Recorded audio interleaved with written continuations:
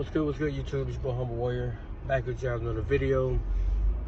So I was just on Twitter reading the joint practice results from the Dolphins and the Bears today. Jack Jones had an undisclosed injury to his leg. He seems to be doing okay now, but they had to carry him off a little bit. Hopefully it's nothing too serious. The defense shined today. But the biggest storyline today seemed to be Tua Tagovailoa's 3 interceptions. And the last one was a red zone pick by Tremaine, I think his name is Tremaine Suggs or whatever his name was.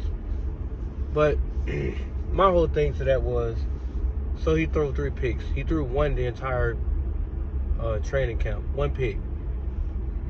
And now it's like people have an explosion of, oh, the season's over. And it's like, I don't get the overreaction. I understand this joint practice against the Bears. This is the only joint practice they're going to have. Then after that, they play the game Monday night. And then they move on, I think, to take on the Lions or whatever in the joint practice. Stop doing that, damn it. Then they take on the joint practice with the Lions or whatever next week. And then after that, I forgot the next team for the 3rd preseason game. But to put this much stock into a joint practice is mind-blowing. It is literally mind-blowing to me that this is what we're having debates about. From TD Fence Talk, Omar, other guys out there that are literally, not Omar. I mean, only thing Omar's doing, putting out what was being done, or the play-by-play. But TD Fence talked about he gonna have an emergency stream at 3 o'clock. To do what? To talk about what? To talk about Tua throwing 3 picks in a joint practice, where this is where you work on kinks and stuff like that, and one of the picks wasn't even his fault. And I'm pretty sure the Tremaine pick probably wasn't his fault either, but hey, it's a pick nonetheless.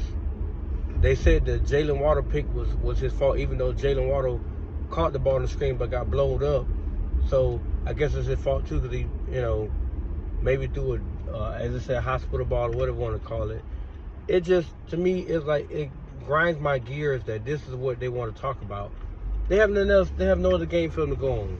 So because we haven't played that first preseason game yet, they have nothing to talk about with Quinn Ewers or Zach Wilson. We have to virtually attack Tua, or viscerally attack Tua.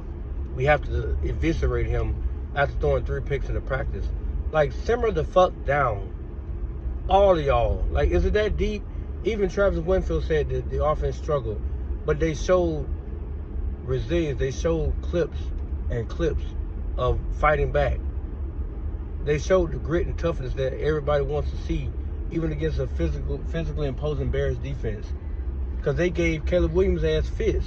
And the dude that's, the other guy that's, I think is not as successful, whatever his Twitter name is, he said that the Bears are projected to be dog shit this year. The reason being is because of Caleb Williams. It has nothing to do with their defense. Nothing. If you actually watched them last season, instead of just going off of what a projection says, last year Chicago Bears had a great defense that kept them in a lot of ball games. Yeah, his name is Elite Success. But they had a lot of great games. They kept them in ball games. Caleb Williams was the reason why they were losing some of those games. For some reason, he's not getting it. But to sit there and overreact to 3 interceptions today made no sense. So if Tua comes out preseason, they go down the field in the first series, they get a touchdown, he's done for the rest of the day. Oh, he couldn't go more quarters when he's injured. It never, ever stops with him. It never stops. I don't get the point in bashing the QB1 that you want gone so bad that you want to put Quinn Ewers in there and hope to God that he can do something with the roster they already have.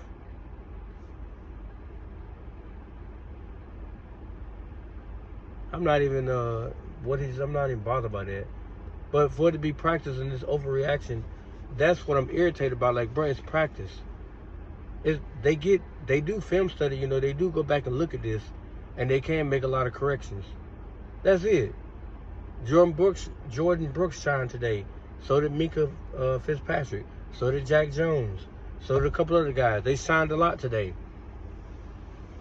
So let's not sit here and overblow this damn 3 interception day. Let's not do that. There's no point in doing this.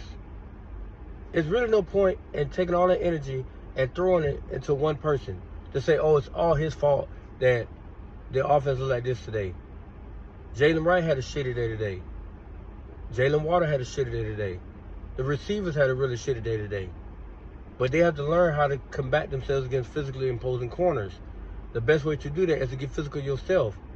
At the same time while trying to separate, because I've learned if a guy get up on you trying to jam you, you have to automatically put his hands down. Like that. It's almost like slapping your 2-year-old. Real quick.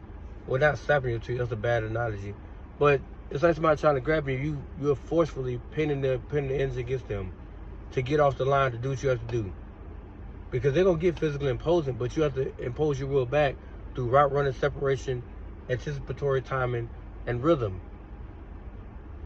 As a receiver, you got to know what a quarterback going to put the ball in so you can be there to make that catch. So Tariq Black and others that people that I ain't even heard of, this is what they got to go into film study and learn. Because Tua anticipates where the defense should be at. He's putting you in the best position to make a catch so that you can continue to get in the yards. So Tariq Black and others, Jalen Waddle knows how this works. So does Reek. That's why they work so well with him. And shout out to Tariq Washington. That kid is really balling. He's really locking up that number 3 position for receiver. So I'm excited to see what we're going to do this season. But let's not do this. Just like last season, we dominated the Eagles in a joint practice and people went haywire. And what happened? The Eagles won the Super Bowl. Their first team defense got carved up by our first team offense. And they went out there and won the Super Bowl. In a joint practice. And Miami went nowhere, even though they was hyping us up after their joint practice against the Eagles. We dominated them, and then we got tore up in the regular season. So, like, elite success was getting me to understand, which I kind of knew, but I was more reacting toward other people's reactions. The way they're shitting on us right now, it could propel us to actually do great this season. Who knows? We might end up making a deep playoff run based on what they're doing right now with us. Even Joe Shack came out there and was talking about 2 or 3 picks. Like, that's all we're going to talk about today, huh? It's 3 picks. Hey, it is what it is, right? But all I'm saying is, man, it's not worth it. It's really not worth that energy to put into something like that. Now, if Tua got hurt or whatever, injured or whatever, then okay. But he's not even injured. He can't get hit.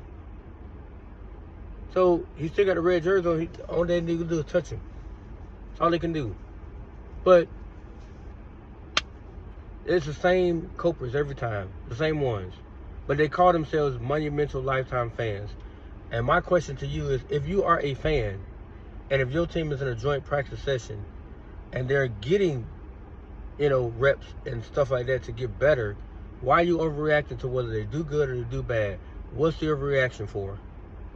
It's a practice session. It means nothing. Ain't no stat line being kept or nothing.